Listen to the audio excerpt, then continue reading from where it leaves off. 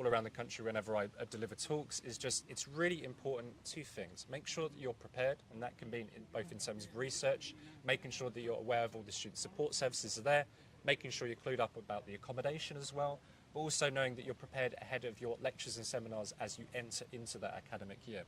So that's one thing, making sure that you're prepared ahead of going to university so you're in the best possible position. But also another thing, as you're sifting through different options and you're thinking about what might work for you, it's really important to trust your gut. This is something that really helped me when I was researching universities, having a look at different facilities that were being used. I definitely knew within myself that there was a particular university I was gravitating towards, or particular accommodation or different support services. So it's really important to have that conversation with yourself and just ask, is this something that is going to work for me?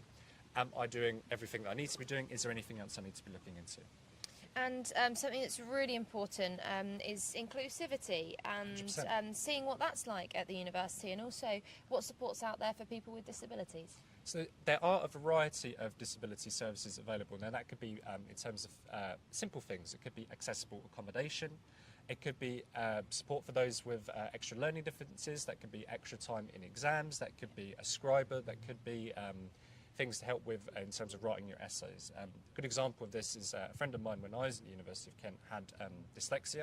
He was studying architecture, and it was something that he was able to contact the University of Kent in terms of their student support services, and he was able to access a lot of things that helped him to secure the grade that he eventually got out of that degree. So there is a lot of things in terms of that. In terms of the inclusivity that you're mentioning as well, there's a variety of different societies through the University of Kent that target a variety of different things. These could be religious societies, could be ones with cultural aspect, it could be a whole variety of things. We've got 250 plus societies at the moment, so it really is a society for everything. So University of Kent is definitely 100% committed to inclusivity, and that is something we do review on a regular basis, and we do very much welcome feedback from students if there is anything we're missing out on as well. So definitely, if there is anything you would like to see here, definitely feel to recommend that in. But at the first point, I would recommend just contacting our student support services and see if there's anything they can help you with your particular situation. And 250 societies? Yes. Wow, that's pretty incredible. Were you part of many of those? Yeah, definitely. So all 250? Oh yeah, definitely. had a little bit of that. time for each one. No, I was president of the Music Society for a couple of years, so really enjoyed doing that. One thing that's really great about societies, Abby, as well, is that it's not just about what you do in terms of social opportunities, but you're subconsciously learning a lot of career skills that are useful in the workplace afterwards. In my case, I was doing weekly email lists, I was organising gigs around the country and doing workshops with students on a weekly basis as well. And these are all things that I find very useful in my career up to this day. So yeah, there's plenty of societies, but these are Kent-led and for Kent students. So if there is something that you think you would like to see as a society, you might be able to set that up here. You only need 3 members in order to set up a society. So if there's something you think is missing out here, definitely have a go at setting that up. It's so nice to know that students have that freedom to be able to put forward their idea for a society, something they love, and especially if they've come from another country or quite far away. Trying to make this feel like home from home, I suppose. Lots of sports societies as well. There's a gym on campus as well. Yeah, so there's a really great gym on campus. We've got indoor and outdoor sport facilities, sports halls, astroturfs, that sort of thing. We have 60 sports societies as well, everything from American football to rugby to archery to even ice hockey. There is a huge amount available here. Usually as well, these sports societies come with quite a cheap membership fee, an annual fee. That is something that is really easily affordable. One thing as well, Abby, I'd like to know in terms of accessing those societies, you don't necessarily need experience in order to participate in that society. Okay. One of my flatmates in first and second year, he was part of a rugby society without any prior experience, and he had an amazing time still while he was there. Okay, and also just very, you were talking about the benefit your society, the Music Society, has had on your studies, but also career, finding a job as well. And that's something postgraduates will be thinking even more about managing a job and working, especially with the cost of living. It all sort of ties into one, and the pressure of studying while working as well. Some advice just around finding a job, the support that's out there first from the university. We'll touch on that first. So I would recommend, as a first point, having a look at the job shop via the Kent Union page.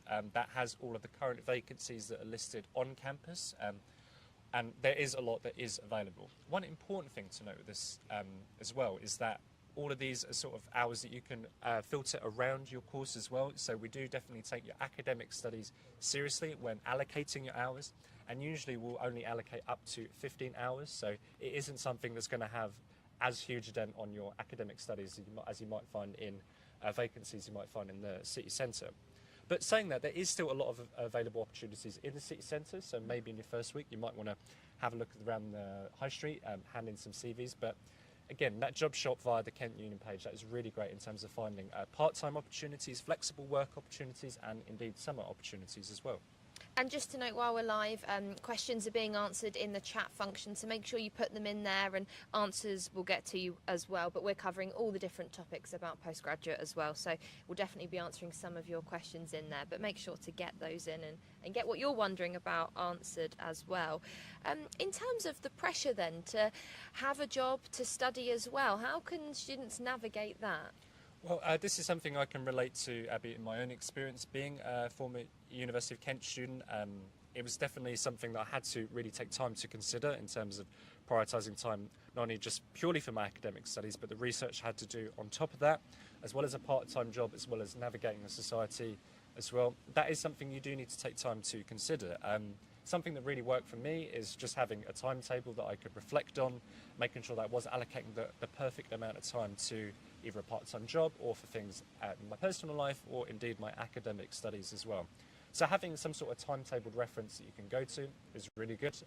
You will have a calendar as part of your email account that you can access. That is something that is really good as well. But it's also important just to make sure that you take time for yourself. And if you are someone if you are someone and you feel that you're struggling with the weight of everything, again, as we mentioned earlier, there is a lot of support in terms of our student support services that can help you if you are really struggling with things. This could be either a really excellent counselling service. There's also 24/7 support, and if there is anything you're struggling with in terms of accessing accommodation or anything you're struggling in the city centre, you can download a Safe Zone app, which can help campus security to get you where you need to go. So there is a lot of support with that, but as you say, it is really important to rightly recognise that it is a bit of a difficult balance, especially when you couple that with the cost of living support. But again, as we said earlier, there is a lot of financial information that is available on the Kent Union page as well as the University of Kent webpage, and there is a lot available, just readily available if students want to find it. Thank you, Dan. Some really key advice there and signposting as well. I think now we're going to take a look at the tour of the beautiful sunny campus that we're on right now. Take a look. Hi, I'm Harry. I'm in my first year studying drama and theatre. Hi, I'm MJ and I'm studying a Master's in Conservation and International Wildlife Trade. Come with us for a tour of our beautiful campus. When I first came to campus, I loved how green it is and how big. There are shops to pick up essentials, cafes, a sports centre, a nightclub, and lots of different types of uni accommodation. There's also a chapel and a faith space on campus. For me, I was most pleased to see the on-campus cinema and theatre. I've also had some good times in the bars. They're friendly spaces where everyone's welcome. And there's a fantastic view of Canterbury from campus. You can walk there in 25 minutes whenever you want a taste of city life. It's a gorgeous city with lots of independent shops, cafes, pubs, cinemas and a theatre. Stag Coffee and Kitchen is a personal favourite of mine and a great place to get brunch. My favourite night out in Canterbury is at a pub called the Lady Luck. The Tokyo tea rooms are pretty good too. I have a part-time job at Cha Lab, a bubble tea shop, definitely not to be missed. Canterbury also has loads of history with cobbled streets and the oldest cathedral in the country where you get to graduate. And from Canterbury, you're just a quick train ride away from London and the Kent coast. So with our green campus and lively city, we have the best of both worlds. You can never leave campus and have a great time. If you're into sport, Kent has some fantastic facilities. I'm a member of the Boxing Society. It's really good and the coach is great. There's also women-only day too.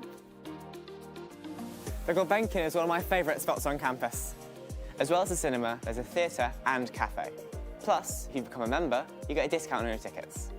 The Collier Ferguson Music Building is also part of the centre, where Music Society students get to rehearse and perform. My favourite night out on campus is Wednesday at Venue. It's always busy, all societies are there, and it's just a fun night out. But we're here to learn. The library, 4 floors, millions of books and journals, fantastic online resources make studying easy. You can always find me in my favorite spot on the first floor. My flatmate prefers the PG-only study space in the Senate. There are also student hubs across campus. There are fantastic subject facilities too. Thank you. You'll be very busy, but don't forget to eat. My favorite place to eat on campus is Mango's. When I first arrived from India, I didn't have any trouble settling in. There were events specifically for international students, and there's an app you can download that tells you what's happening when. Welcome Week is brilliant. All the sports teams and societies have stalls so you can sign up to whatever interests you. Getting to know people is easy. We're all in the same boat. You can make a lot of fond memories on campus. The student body does a lot of wellness activities, such as bringing therapy dogs to campus or distributing houseplants.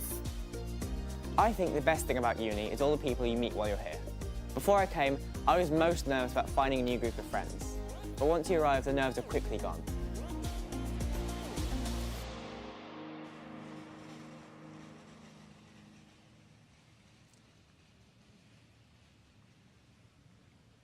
Well, great to see what there is on the lovely Canterbury campus. And I keep saying how sunny it is, but it is still a bit cold. I'm joined by Jade Todd here, who's a student, undergrad and postgrad here at the University of Kent. So let's jump straight in. Tell me about your courses and that transition, what that's like from undergrad to postgrad.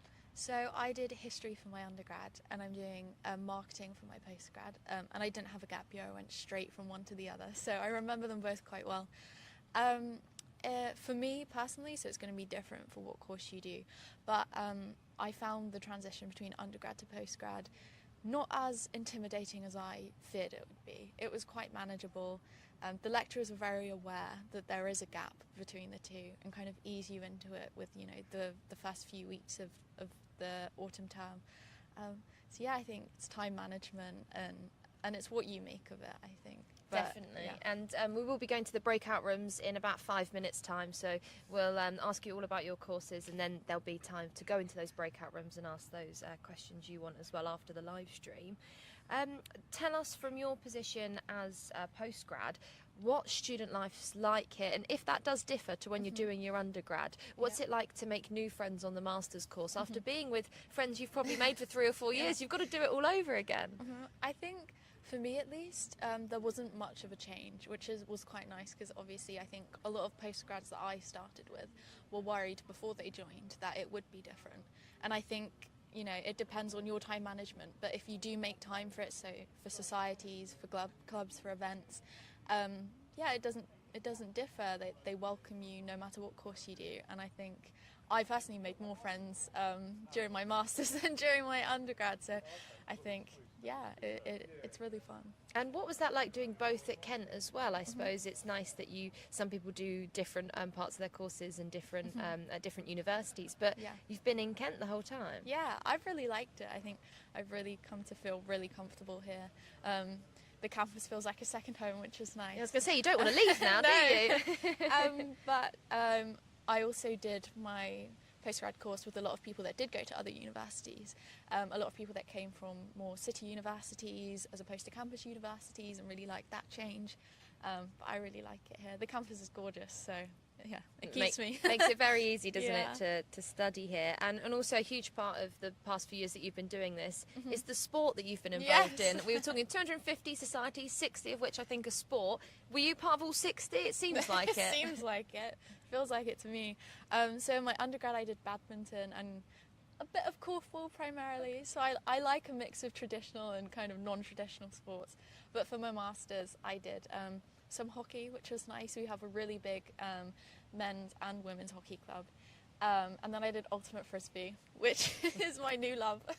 Ultimate frisbee. I remember talking to you about this before. Yeah. It's pretty impressive. It's what did you notice from, I suppose, doing those sports that actually have nothing to do with your history or your marketing, but it gave you, I suppose, a bit of freedom to explore something else, to enjoy more of the culture and the community here? Yeah, definitely. I mean, at least with ultimate frisbee, I went to that welcome fair, the freshers fair. I didn't even know it existed, and then all of a sudden I'm doing this sport which has a whole culture and just it's really fun. I've really enjoyed it, and you get to meet so many people that are doing other courses as well, which is nice. Different age ranges. I mean, I have friends in first year and friends that did masters, which is really fun. It's just really nice. It really, really helps you build community, definitely. And that's a huge part of it, making friends and making this feel like the smoothest transition, I suppose, as well. So advice to those postgraduates out there, just what sort of, I suppose, bit of wisdom would you give them if they're thinking that this is the journey for them? Definitely that, you know, there's a balance between academic life and social life, and it's not something that isn't unachievable. You can definitely do it. It's what you make of it, and I think definitely join those societies. I feel like a lot of my friends in postgrad courses regretted not joining them, but it's great. They welcome you. It doesn't matter that you're not undergrad. I had loads of postgrad friends in my societies as well, and it's like an instant way to make friends. It's great. You'll go in the first 5 minutes, you've got 10 friends. It's amazing. Well, you're all in the same boat, aren't you? Yeah, and that eases some of that pressure, the financial pressure, the studying pressure as well we were talking about. But it seems you've done it right, Elise, and definitely given some great advice to those watching. Thank you so much, Jade. Well, that's about all we've got time for this morning. Thank you so much for watching. Don't forget there are those breakout rooms just after this live stream ends, and you can ask a whole host of questions that you've got. And of course, in the meantime, you can find out all the information you want to know at www.kent.ac.uk. And me and Jade hope to see you very soon here at the University of Kent. Join us in the sunshine. Goodbye for now.